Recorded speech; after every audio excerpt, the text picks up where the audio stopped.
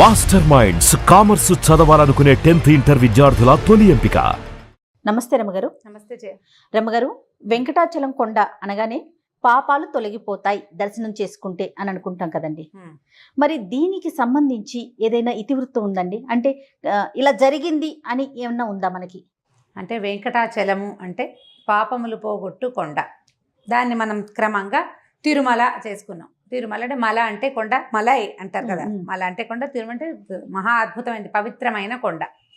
అయితే ఈ వెంకటాచలము మనకి సాధారణంగా మనం ఏం చెప్పుకుంటాం, కలో వెంకటనాయక అంటాం. అంటే కలియందు వెంకటనాయకుడు అని. కలియుగ ప్రారంభంలో స్వామివారు వెలిసి ఉండవచ్చు అని. కలియుగ ప్రారంభంలోనే స్వామివారు వెలిసి ఉంటారు. అప్పటి నుంచి ఉన్నారండి. అవును. అయితే ఈ కలియుగ ప్రారంభంలో ఏం జరిగింది, మనకి కొంచెం పూర్వకథ ముందులోకి వెళ్తే పరీక్షిత్ మహారాజు మరణించాడు.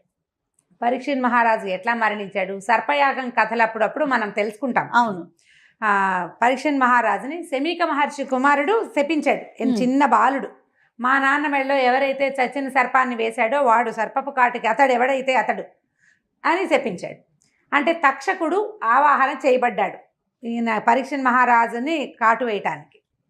తక్షకుడు బయలుదేరాడు. తక్షకుడు బయలుదేరితే ఇది దావానలంగా ఈ వార్త మొత్తం భూమండలం అంతా వ్యాపించింది. తక్షకుడి చేతిలో ఈయన మరణిస్తాడు అని. అయితే దానికి ఒక గ్రామంలో కశ్యపుడని ఒక మహామంత్రవేత్త, ఆయుర్వేదవేత్త ఒక ఆయన ఉన్నాడు. ఆయన ఆయుర్వేదము మంత్రశాస్త్రము ఔపోసన పట్టినవాడు. తక్షకుడు కాటు వేసిన తర్వాత తన ఆయుర్వేద మంత్రశక్తితోటి రాజును బతికిద్దామని బయలుదేరాడు. తక్షకుడు కశ్యపుడు ఎదురుపడ్డారు, మాట్లాడుకున్నారు. తక్షకుడు తన పని చెప్పాడు, కశ్యపుడు తన పని చెప్పాడు. ఇద్దరూ చెప్పాక అయితే ఈయన తక్షకుడు ఏమన్నాడు, నేను మహాశక్తివంతుడిని, పైగా ఋషి శాపంతో ఆవాహన చేయబడ్డవాడిని. ఆ ఋషి యొక్క మంత్రశక్తి కూడా నా యందు ఉంటుంది, దాన్ని నువ్వు కాపాడలేవు, నేను కాటు వేసిన దాన్ని నువ్వు కాపాడలేవు, నాకు ప్రచండ శక్తియుక్తులు ఉన్నాయి అన్నాడు. అనేసరికి కశ్యపుడు అన్నాడు, కాదు నాకు అంతకంటే శక్తి ఉందన్నాడు. అయితే తక్షకుడు ఏం చెప్పాడంటే, ఇదిగో ఈ చెట్టు, ఒక చెట్టుని, దీన్ని పచ్చగా ఉంది, దాని నిండా ఆకులు పువ్వులు, పెద్ద చెట్టు, దీన్ని కాటేస్తా, దీన్ని బతికించి చూపించమన్నాడు. దాన్ని కాటు వేశాడు. కాటేస్తే అంత పచ్చటి చెట్టు మలమల మాడిపోయి విషానికి, అంత భయంకరమైన విషం, ఆకులన్నీ రాలిపోయి పువ్వులు రాలిపోయి మొత్తం దగ్ధమైపోయినట్టుగా ఎండు కట్టెగా అయిపోయి. కశ్యపుడు తన మంత్రం శక్తితోటి ప్రపంచంలో ఉన్న ప్రతి జీవరాశిలోనూ భగవంతుడే ఉన్నది సత్యమైతే ఇందులో కూడా భగవంతుడు ప్రతిఫలించాలని ప్రార్థించి మంత్రం వేశాడు. ఆ చెట్టు మళ్ళీ చిగిర్చేసింది, మళ్ళీ యథాతథంగా ఆకులు గీకులు అన్నీ వచ్చేసాయి. తక్షకుడు ఆశ్చర్యపోయాడు, అబ్బా చాలా బాగుంది, నువ్వు చాలా గొప్పవాడివే, అయితే నువ్వు ఎందుకు వెళ్తున్నావు అంటే, నేను రాజును బతికించి రాజు దగ్గర నుంచి అనంతమైనటువంటి సంపదను పొందటానికి వెళ్తున్నాడు కశ్యపుడు. ఆ సంపద అంతా నేను నీకు ఇస్తాను, డబల్ ఇస్తాను, రెండింతల సంపదను నేను నీకు ఇస్తాను, నువ్వు వెళ్ళిపోమన్నాడు. కశ్యపుడు ఆలోచించుకుని ధ్యానంలో ఆయనకి ఏం తెలిసింది, ధ్యానానికి కూర్చున్నాడు. పరీక్షిత్తుకి మరణం తథ్యం, ఆయనకి ఇలాంటి మరణం ఉంది, ఉన్నప్పుడు నేను ఎందుకు అడ్డం పడ్డాం అనవసరంగా, ఎలాగో ధనరాశులు ఇస్తానంటున్నాడని ధనం పుచ్చుకుని వెనక్కి మరలిపోయాడు. తక్షకుడు ముందుకెళ్ళి పరీక్షిత్ మహారాజునికి ఆయన కాలానికి కావాల్సినది చేసేసాడు. ఈ కథలో చెట్టు మాడిపోయింది చూడు, ఆ మాడిపోయిన సమయంలో ఆ చెట్టు మీద ఒక మనిషి ఉన్నాడు. వాడెవడు, ఈ కశ్యపుడు ఏ గ్రామానికి చెందినవాడో అదే గ్రామానికి చెందిన ఒక కట్టెలు కొట్టేవాడు ఒక మనిషి ఉన్నాడు. అతను ఈ తక్షకుడు కాటేసినప్పుడు దాంతో సహా మాడిపోయాడు. కశ్యపుడు బతికించినప్పుడు బతికేశాడు. చెట్టు దిగి వెళ్ళి గ్రామంలో అందరికీ చెప్పాడు, ఇట్లా జరిగింది, కశ్యపుడు రాజుని బతికించడానికి వెళ్ళి తక్షకుడిచ్చిన అనంత ధనరాశిని తీసుకుని వెనక్కి మరలిపోయాడు, రాజును రక్షించడానికి వెళ్ళలేదు అని. దాంతో గ్రామానికి వెళ్ళిన కశ్యపుడిని గ్రామంలో బహిష్కారం చేసేశారు వాళ్ళంతా. రాజు చనిపోవటం తథ్యమైనా సరే చివరి నిమిషం వరకు నువ్వు ప్రయత్నం చేయాలి, మానవ ప్రయత్నం చేయాలి కదా, ఖచ్చితంగా. రాజు మరణానికి నువ్వు కారణం, ఆయనకు బతికించే అవకాశం ఉండి కూడా నువ్వు తీసుకోలేదు అంటే రాజు హత్య చేసావు నువ్వు. రాజహత్య బ్రహ్మహత్యతోటి సమానం. రాజు ఎవరు, నా విష్ణు పృథివీపతి అంటారు. పృథ్వీకి రాజు దేవం విష్ణువు, ఆయనే పృథివీపతి అంటే ఏంటంటే విష్ణుమూర్తి స్వరూపం, భూభర్త. రాజు అంటే భూమండలానికి చక్రవర్తి అయినవాడు సాక్షాత్ భగవద్ విష్ణువు. భగవానుడైన విష్ణు స్వరూపుడైన వాడిని నీకు బతికించే అవకాశం ఉంటే ధనరాశి కోసం వదిలిపెట్టావు నువ్వు. అతను ఏం చెప్పినా వాళ్ళు వినల. గ్రామ బహిష్కారం చేశారు ఆయన. ఒప్పుకోలేదు వాళ్ళు. ఒక హత్య ఏమనాలంటే వాడిని హంతకుడిని మాతో పాటు మేము ఉంచుకోమన్నారు. నీ విద్యని మేము ఉపయోగించుకోం, నీ మంత్ర విద్య వద్దు, నీ వైద్య విద్య వద్దు, నువ్వు హంతకుడు అని ఆయనకి గ్రామ బహిష్కారం చేశారు. సాంఘిక బహిష్కరణ. ఈ బహిష్కరణకి గురైన కాశ్యపుడు దిక్కు తోచల, ఊళ్ళోకి అడుగుపెట్టే వీల్లేదు. బ్రాహ్మణ్యం అంతా అతన్ని బహిష్కరించింది. దాంతో ఆయన అలా ఎక్కడికో పడి వెళ్ళాడు.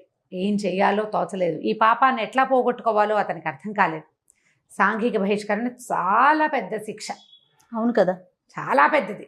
తీర్థాటన చేయటం మొదలుపెట్టాడు. అయితే ఈ తీర్థాటనలో ఆయనకి శాకల్యుడు అనే ఒక మహాముని పరిచయం అయ్యాడు. ఈ శాకల్యుడు మహా గొప్ప మంత్రవేత్త. ఈయన పాంచరాత్రంలో సిద్ధి పొందినవాడు. శాకల్య సంహిత అని ఒక మహాద్భుతమైన సంహితను కూడా రచించాడు ఆయన. అయితే ఈయన శాకల్యుడిని ప్రార్థించాడు, ఈ కష్టం నుంచి నన్ను గట్టెక్కించమని. అప్పుడు శాకల్యుడు ఏమన్నాడంటే, నువ్వు ఏ బేస్ మీద ఊరుకున్నావు? ఎలాగో మరణం తథ్యమని మానేసావు నువ్వు. మరణం తథ్యం అయినా సరే చివరి వరకు ప్రయత్నం చేయాలి. ఎవరైనా సరే నీ వంతు నువ్వు ప్రయత్నం చేసి తర్వాత భగవదేచ్ఛ. ఆయనకి మరణం తథ్యం అయినప్పటికీ రక్షించటానికి బయలుదేరిన వాడివి, రక్షించగలిగే అవకాశం ఎంతో కొంత ఉన్నవాడివి, నువ్వు ప్రయత్నం చేయకపోవటం ఉంది చూడు, అది అపరాధం. అది చాలా పెద్ద తప్పు. ఆ తప్పుకే నీకు ఈ శిక్ష పడింది. కాబట్టి ఒక పని చేయమన్నాడు ఆయన. ఇప్పుడు మనం చెప్పుకుంటున్నదే, వెంకటాచలానికి వెళ్ళు, స్వామి పుష్కరిణిలో స్నానం చేయి. స్నానం చేసి ఈ అపరాధాన్ని క్షమించమని, నువ్వు చేసిన పని, నీ యొక్క సిద్ధి, నువ్వు ఎట్లాంటి నీకు ఉంది, తపశ్శక్తి, మంత్ర సాధన ఉంది, ఆయుర్వేద శక్తి ఉంది, ఆయుర్వేద మంత్రశాస్త్రం తెలుసు నీకు. నాకు ఇవన్నీ భగవద్దత్తమైనవే. భగవద్దత్తమైన విద్యని పూర్తిగా చివరి వరకు ఒక రోగి, ఒక వ్యక్తి, ఒక మానవుడి మరణం వరకు నేను ప్రయత్నం చేస్తాను అని ఒక ప్రమాణం చేసుకుని స్నానం చేసి స్వామిని దర్శించు. ఆయన నీ పాపాలు పోగొడతాడు. వెంకటాచలమే పాపాలని పోగొట్టగలిగే కొండ. వెంకటేశ్వరుడే పాపాలని పోగొట్టగలిగే దైవం. ఆ స్వామి యొక్క పుష్కరిణే నీ పాపాలు కడిగేసే నీరు అని చెప్పాడు. అప్పుడు ఈయన కాశ్యపుడు బయలుదేరి వెళ్ళి, అతి కష్ట సాధ్యం, దుర్లభం ఆ కొండ ఎక్కటం. అప్పటి కాలంలో ఏవీ లేవు మార్గాలు. అలాగే నడిచి నడిచి నడిచి నడిచి వెళ్ళాలి. స్వామి పుష్కరిణిలో స్నానం చేసి వరాహస్వామిని దర్శించి తర్వాత వెంకటనాయకుడిని దర్శించి తన పాపాన్ని పోగొట్టుకున్నాడు, తను చేసిన తప్పుని. ఇప్పటికీ కూడా చివరి వరకు ప్రయత్నం చేయని వాళ్ళు ఎవరైనా, తల్లులు అనారోగ్యంలో, తండ్రులు అనారోగ్యంలో, ఎలాగో అయిపోయే స్థితికి వచ్చింది కాబట్టి అని వైద్యం చేయకుండా వదిలేసిన వాళ్ళు, ఆ పాపం మహాపరాధం. దాన్ని పోగొట్టుకోలేం. దాన్ని పోగొట్టుకోవాలంటే ఈ కాశ్యపుని వృత్తాంతాన్ని జ్ఞాపకం చేసుకుంటూ స్వామి పుష్కరిణిలో స్నానం చేసి స్వామిని చూస్తే గనక ఈ పాపం పటాపంచలు అవుతుంది. అలా మన పాపాన్ని మనం చెప్పుకోవాలి. నువ్వు స్నానం చేస్తే, దర్శనం చేస్తే పోదు, మనసుతో మనసుతోటి మనం అది పశ్చాత్తాపపడాలి. ఈ పొరపాటు చేశాను, నన్ను క్షమించు, ఇంకే ఎప్పుడూ ఇది చేయను, జన్మ జన్మలకి ఈ పొరపాటు చేయనని తలుచుకుంటూ స్నానం చేయాలి. నేను మునిగితే చూస్తే పోతుందని అనుకోవద్దు. నీ చేసిన తప్పులు చెప్పితేనే కుదురుతుంది.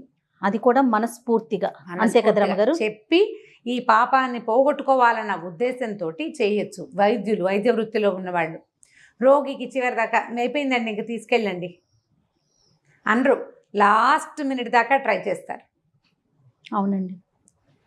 ఈ ఇళ్లలో ఉండేవాళ్ళు కూడా ఏదో ఒక మందో, మాకు పోనంత పెద్ద మంది కాకపోతే కనీసం తులసి తీర్థమైన ఒక మందు, చివరి వరకు మందు వేయాలని అనుకుంటాం. ఎవరైనా మనం మామూలుగా మాట్లాడినప్పుడు ఇంకా ఎందుకు వైద్యం అంతా అయిపోయింది అని క్యాజువల్గా అంటాం, కానీ మనం ఆ పరిస్థితిలో ఉంటే ఆ పని చెయ్యం. అలా ఎలా వదిలేస్తాం అనిపిస్తుంది చూడు. వాడికి పాపభీతి ఉంది. ఎవరైతే వదిలిపెట్టేస్తాడో వాడికి పాపభీతి లేదు. ఆ పాపాన్ని వాడు అనుభవించి తీరవలసింది, అనుభవించాలి. చివరి వరకు ప్రయత్నం చేయాలి.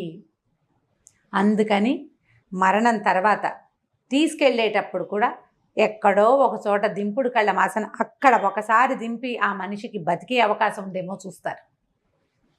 పురాతనమైన పద్ధతులు పిచ్చి పద్ధతులు కావమ్మా.